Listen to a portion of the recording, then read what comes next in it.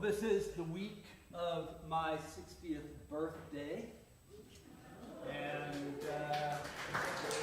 well, thank you, I guess. And I've had some time to get used to the idea, 60 years. But I must admit, it's given me some things to think about. One of them is that if there is anything that I still feel like I want to accomplish, probably time to get started. And the other is that, or another is that maybe it won't happen. Maybe tomorrow is it. And of course that was always true. But, you know, it just is a little more true when you're 60 than it was when you were 20 or 40 or even 50. And that calls on me to appreciate the life that I have. Not to imagine a future which may or may not ever come, but to rest in a sense of all rightness with my life as I have lived it up to this point. And still, though, I think that sense of all rightness depends in a way on also having the understanding that I am part of something which is actually going somewhere. You know, in the ancient world, the common way of thinking about time was that it was an endless kind of circle. That things rose and they fell and they rose again and they fell again, and it just kind of went around and around and around forever. But the ancient Hebrews hit upon this kind of strange notion that actually time has a beginning. That God created the universe and time and everything else at a certain point, before which, well, only God. And that it is going somewhere. That there is an end toward which everything is moving. And so my life and yours has a beginning and it has an end. And that because this is so, we are actually in a position to weigh the meaning of our lives. In this ancient worldview in which time is just an endless cycle, any individual person's life was pretty much meaningless. There were a few chosen gods and demigods and great heroes and emperors who might undergo an apotheosis and be, fixed in the stars among the constellations to shine forever. But your average person could count on going down into the underworld as a kind of a little wisp of a ghost to flit about with all the other little risky ghosts who are out there. But if in fact there is a beginning and an end, and it's all adding up to something, individual human beings' lives have some weight. They mean something. They add up to something. And that is where the idea of the final judgment comes in. It's not an idea that is terribly popular nowadays.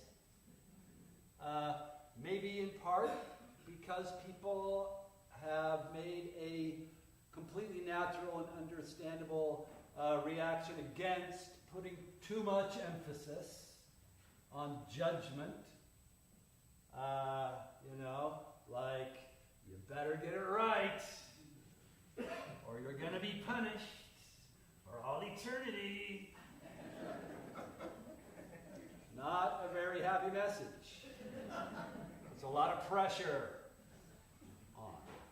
And yet, if you completely eliminate the idea of a judgment awaiting at the end of your life, then, well, it really doesn't add up to much. You're just kind of a weightless person sort of going through life, indulging whatever whims happen to occur to you at that moment.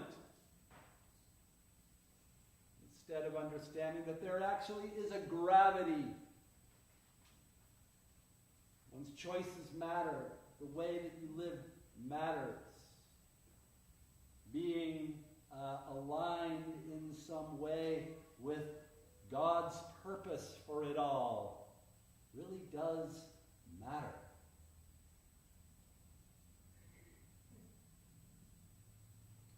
And for the disciples of Jesus, the people who bequeath to us the Gospel of Matthew, this little group of persecuted, marginalized, alienated people who hung on to the belief that Jesus had shown them something of eternal significance. His teaching had showed them what it really is all about. His ministry had pointed them in a new and urgent way toward the goal of all of history. And his death and resurrection had not in fact been the end of something, but just the end of the beginning. A new beginning that now was hurtling with a lot of momentum toward the fulfillment of what it was that God had in mind when God created everything at the beginning of all things. Those people believed that their lives, their community, the teachings of Jesus that they remembered and passed on, their adhering to the way of life that he had shown them, their hope in the power of his resurrection to renew all of human existence, to bring about that new creation in which the world as it is, the world of injustice and violence and oppression and inequality and waste and folly and meaninglessness, would give way to a world of peace, a world of wisdom, a world of compassion, a world infused in every moment and in every last detail with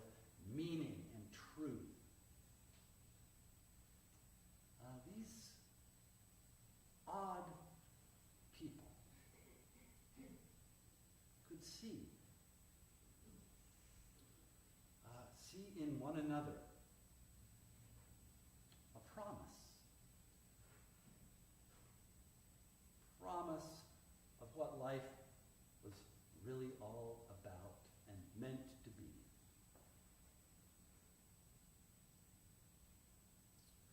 But it only makes sense in light of the end.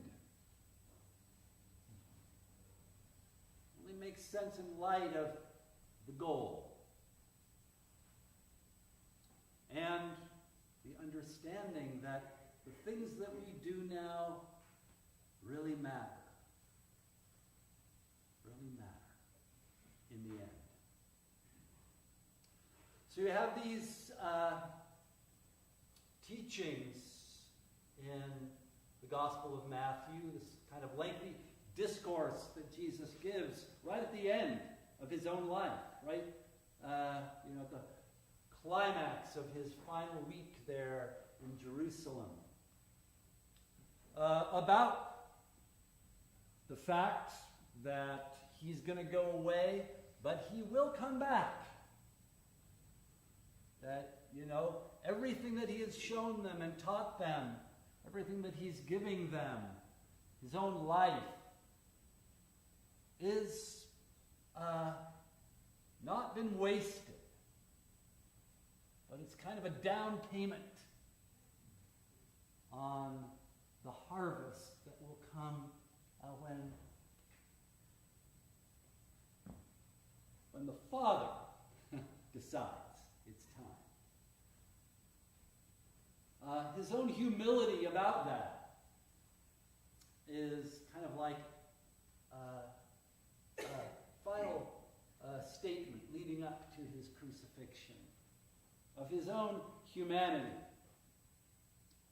That he himself lives not really knowing, how long it's all going to take, or what it's all going to look like when we get there. But he's wagering his whole existence on that promise that it is going somewhere, that our lives do matter.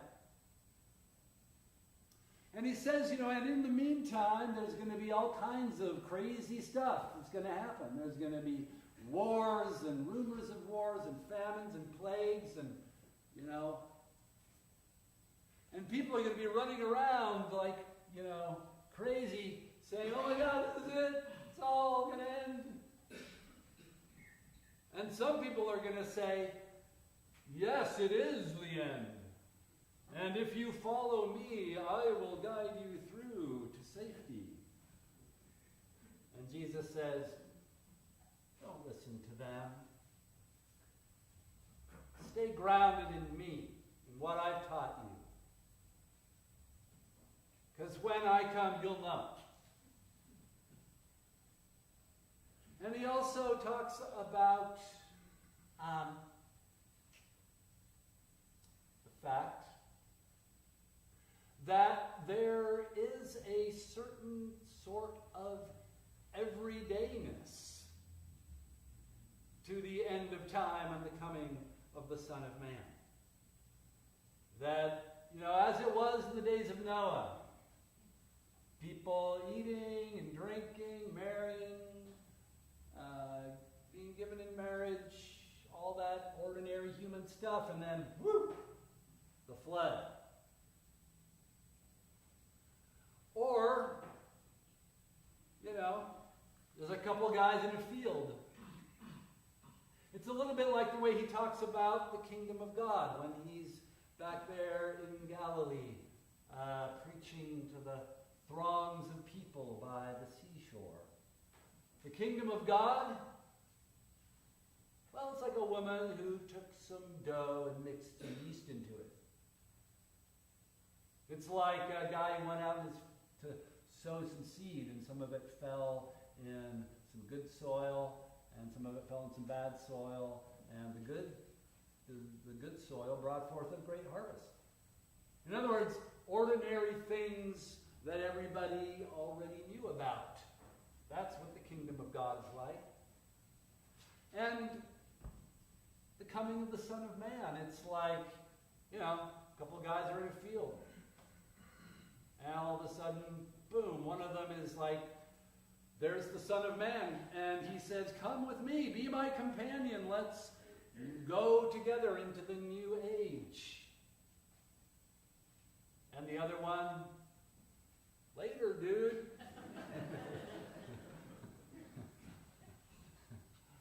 There's two women grinding flour in the mill.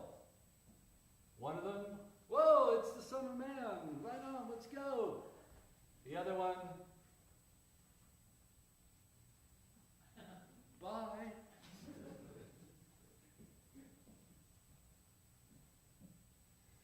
In other words, the circumstances of your life, my life, the world we live in, the relationships that we have, the things that we know, the experiences that we have, the life that we live, the end is present now. That's all we really know. Somewhere in the midst of all of this that can seem so chaotic and meaningless and like an endless, kind of rat race. No, it doesn't go on forever. It's going somewhere. And that somewhere is already here. Jesus showed it to us. We can live the life of the world to come today.